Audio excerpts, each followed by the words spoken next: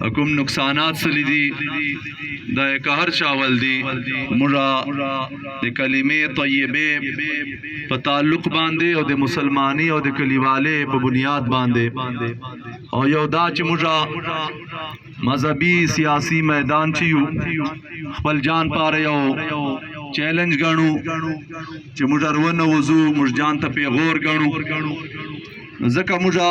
وروتلیو او وخت چون کې داسې د روزه د سره من چې المنج راځي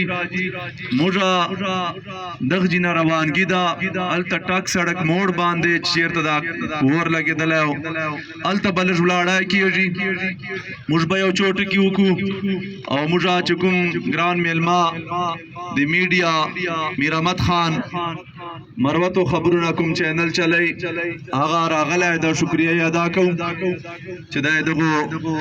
داسې موقع ته جان رسوي او روانګي بکو تانه په لبور